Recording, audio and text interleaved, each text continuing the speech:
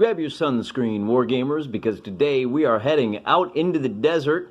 It's been a long time coming. I've made this stuff on camera to show you how easy a little desert terrain was to build, and I just realized the other day I never got around to actually playing a game on this. So I thought it might be fun to throw together a little bit of Song of Blades and Heroes. Dun dun dun. And what I'm going to do is play out a little kind of 3-game mini campaign, more narrative than anything else. I put together a human force. These are, I painted them just kind of as a, there's a black tower on a yellow field. I envision them as a squad. These guys are from Ralpartha, Europe. And I think they're 15 mil. I think they're part of, I don't know, they're part of the warband line that you can get from those guys. So I painted them up as a crew. What we have here is a war mage. I call him Gandom because he's kind of like Gandalf, but look at that. Look at the dome on this guy, huh? Huh? In another life, he would have been a war gamer. Well, I guess he's a little too thin to be a war gamer, but he's got the beard for it. That's for darn sure. We've got a couple of crossbowmen who are, let me look at my roster here, just to make sure I get it right. These are undead hunters.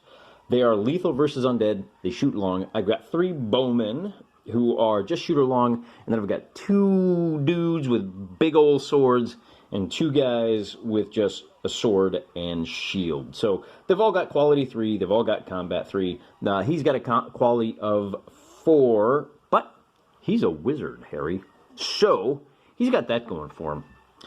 On the other side, we've got, well, you're going to have to wait and see what we've got. Long story short, these guys are from the yellow field represents the grassy plains on which they live. And the black tower, or I think they call it Sable Tower, represents the sentry, the bastion, the last guardian of civilized lands before you get out into the wilds. They think that there's an undead menace lurking out in the Forgotten Tombs, and so they are going out to investigate. These 10 guys are all they get. So, in the 3 battles that we're going to play through, they don't get any replacements, but as you will see, the baddies do.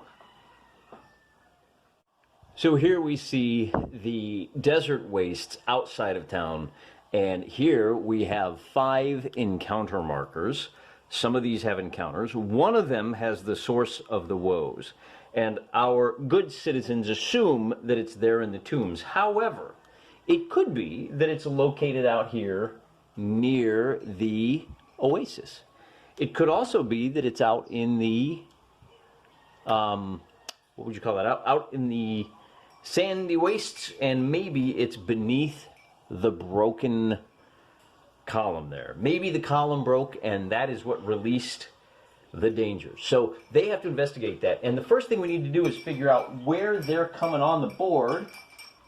And to figure that out, we'll roll a d6. And on a 1, 2, 3, 4, 5, 6, that's where they're coming from. So they're going to come from this side. Let me get them set up, and we'll be right back. What the good citizens of the town of the Sentinel did not realize, and here I've set them up over on this side here. Come on over here onto the, there we go, so that people can see it. What they didn't realize is that this is sacred ground for the lizard men who have appeared on the battlefield opposite and have every intention of stopping them from investigating these 5 points. I moved that one in just a little bit since our boys are starting over here. They'll trigger it the first time they move, anybody moves within a long move, and I didn't want them to trigger before the game even started. So, good news, they've got basically 2 free searches before the lizard, before they have to actually start fighting over contested ones. They're going to take the first turn, so without further ado, let's get after it. So our leader is kind of hiding behind the foliage here. He's just behind the oasis. There you can just kind of see him peeking.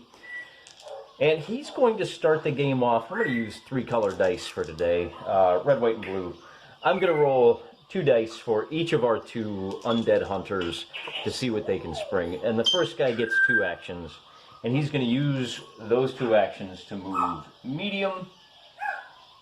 And that puts him within long distance of the first. And we find it is a snake. So let me bring this so you can read it, just so you can see I'm not cheating here. Whoop. Snake.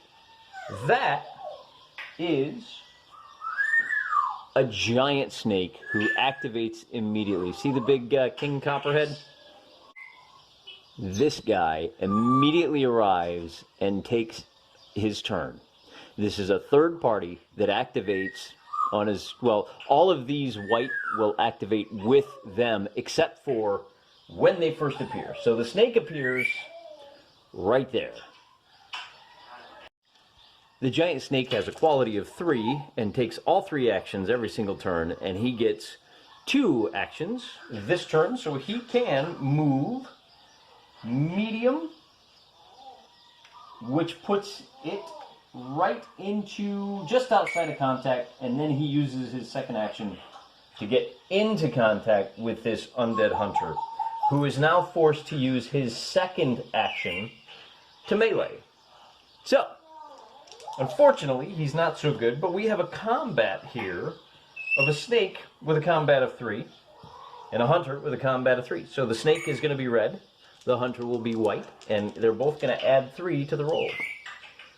The undead hunter scores a 9 to a 4. That's a double up, which is a kill. So Mr. Snake goes bye-bye. You know, my parrots are very quiet until I start filming. I think they're wargamers at heart. I might have to bring them out and introduce you sometime. But for right now, it's not the joy of animals, it's the joy of wargaming. So we'll move ahead. Our leader over here is going to try to go for the gold and expose this one right away. He's going to give this group an order, and he's got 2 chances to do it. He scores 2 successes, so he can give them an order. And then they get to take, they are going to move up on 3+. So they're going to go ahead and roll 3 dice.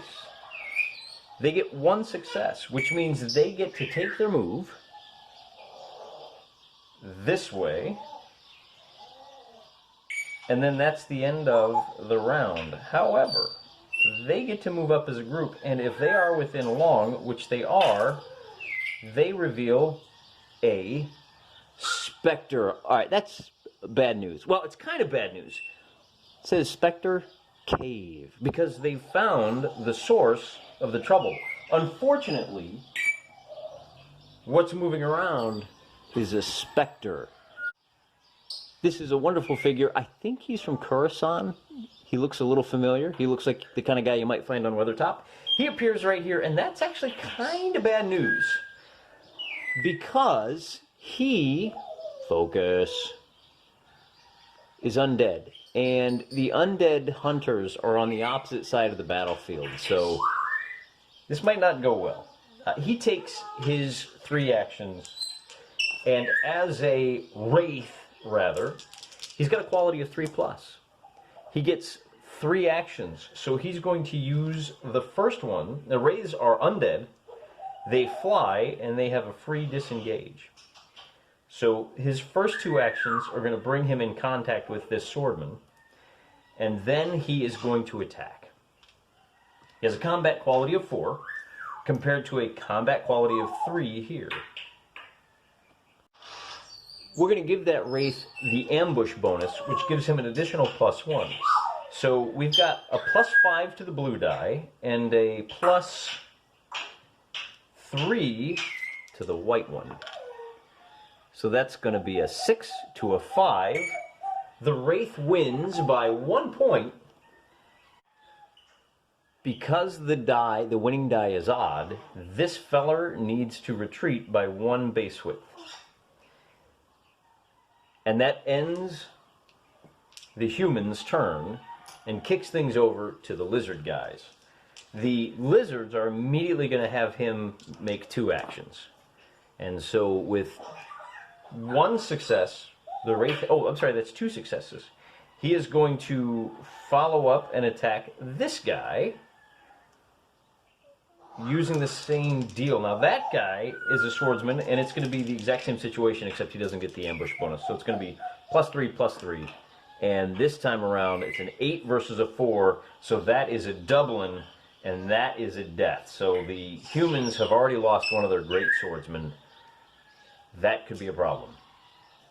We'll put him over here in the graveyard. Then the lizardmen get to go. Now, they do have a leader. That is a leader champion. He's got a quality of 4. So he's only going to take 2 actions. And he's going to try to order... Let's re-roll that. He's got a quality of 3. He gets 2 successes. He's going to issue 2 orders. 1 here and 1 here. We're going to roll for 2 actions for these guys. They have a quality of 4. So they take 1 action, and we're going to roll for these guys. Same thing. They each get 1 action.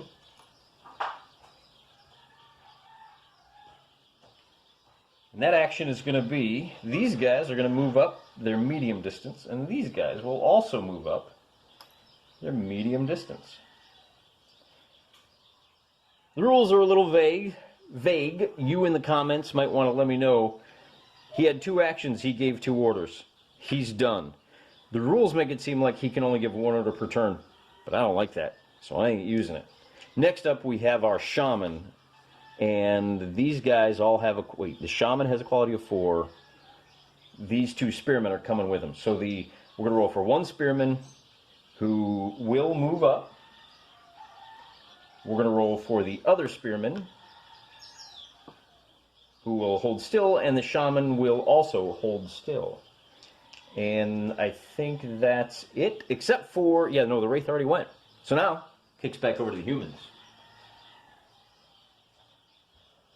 The commander's going to ask these undead guys can kill him just by beating him, but I don't think that's going to do him any good. Instead, our commander is going to use... Oh man, this thing is going to chew us up.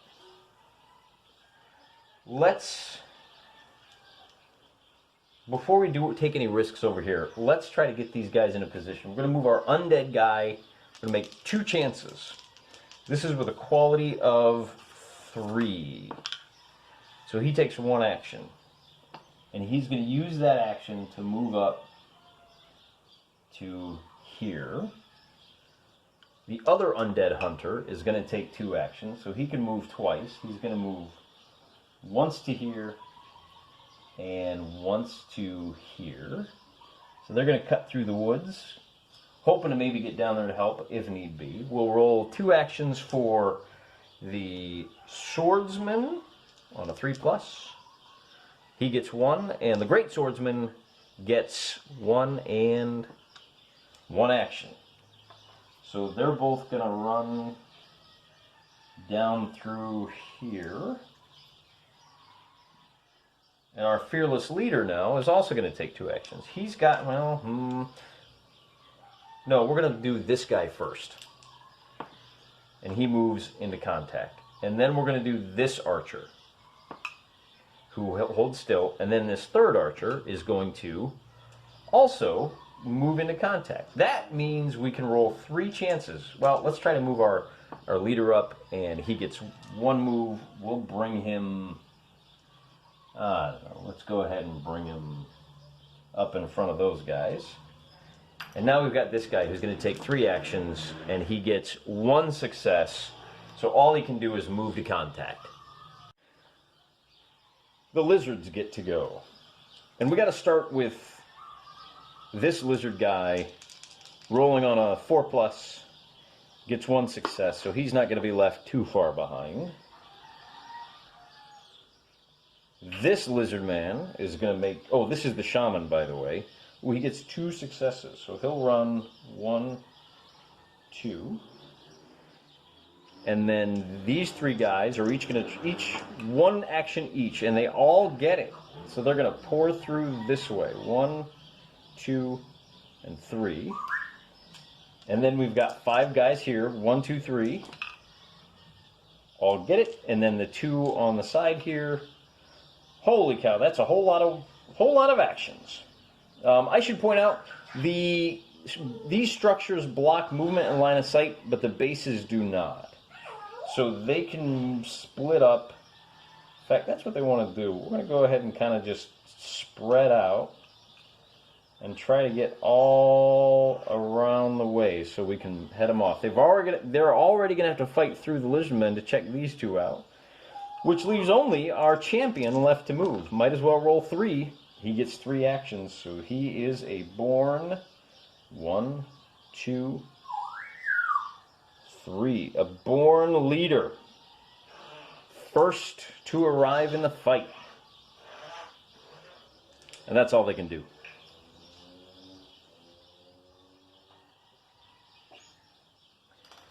Oh, no, I almost forgot. He has 3 actions as well. And he scores 2 successes, so he's going to make a mighty blow that gives him a +1, and he's going to attack the swordsman. That gives him a total of 5 on the blue die versus a 3 on the... Oh, wait a minute. No, that's not true. So 5 on the blue die, and then he's got a 3, but he's also got help here, so he's got a 5 as well. So it's 5s on both dice.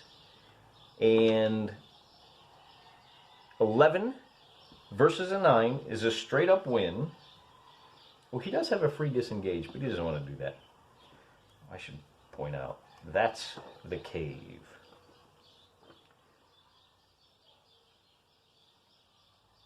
The winning die is even. So our swordman falls to the ground. Now it's our boy's turn over here. So we're going to do something a little different here. We're going to try to move our leader. Well, he's so slow, though. All right, let's try to move our first undead and our second undead killer. So he gets 1 action, and the second guy gets 1 action. We really need that second action here. So they're going to run down here, as is this guy. We're going to move our swordsman, who gets 2 actions. So he'll cut through here and wind up about there. Whoop, right about there. Our great swordsman gets 1 action, so he's a little late to the party. He's going to race through there. And now we'll do our leader, who's only going to take out... Oh, boy. Oh, boy. We got to try this guy first. Wait, who fell over? He fell over. He should be on his feet. We're going to roll for this guy first. And he succeeds. So he piles in. Now we're going to roll for... let's see if our leader can move. And on a 4, he can. Excellent. He's going to cut through here and wind up right there. So the last thing we have to do is roll for our swordsman who's laying on the ground here, who activates on a 3+. And on 3 dice, he gets 2 actions. Oh, he gets 3 actions. So he takes 1 action to stand up. And he makes a mighty blow for 2 actions, which means he's fighting at a...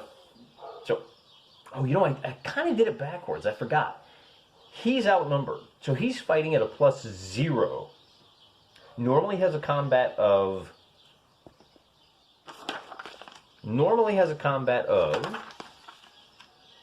4, so he's fighting at a 1.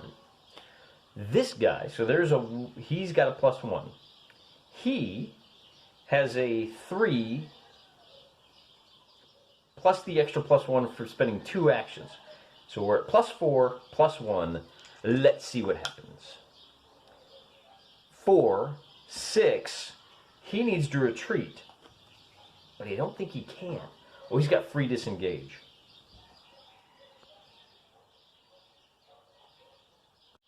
Which means he falls to the ground. And that is the end of their turn. The lizards are going to try to converge. We're going to start with those 2 guys back there. That's 1, and 1 fails. So we'll bring him. Let's bring him in a straight line through there.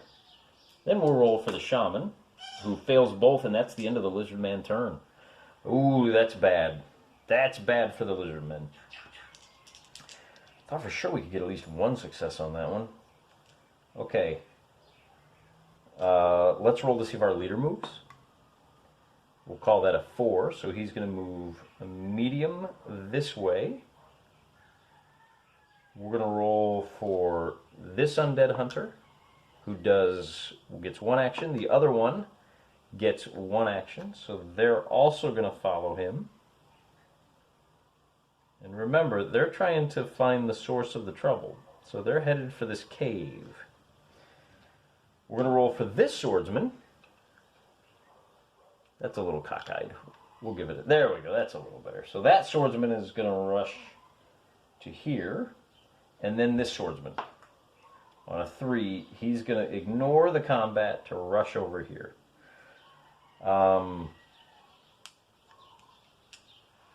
He's going to make 2 actions.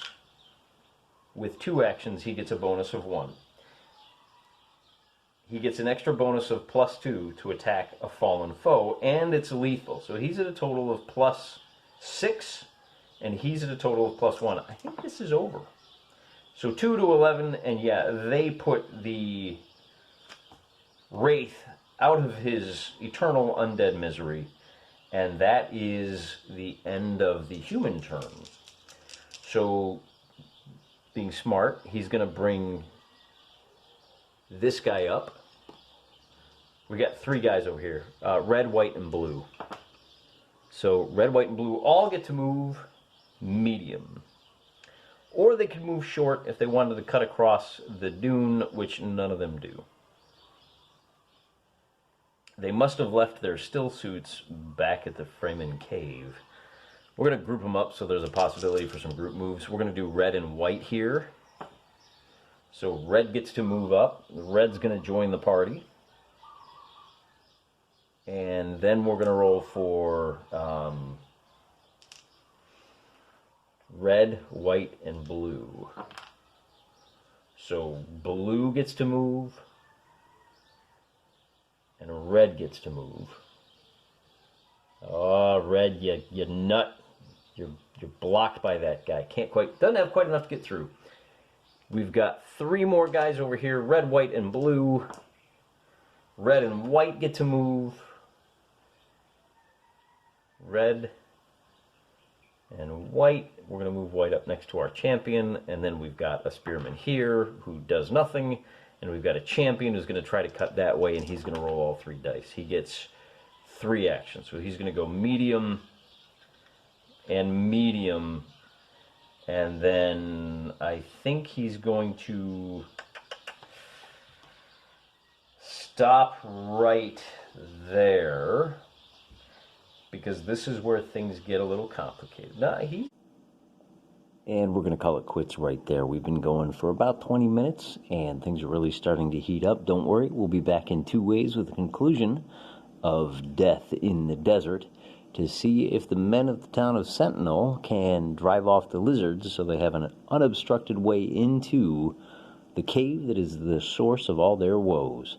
Until next time, 2 days from now, I'll be praying for you.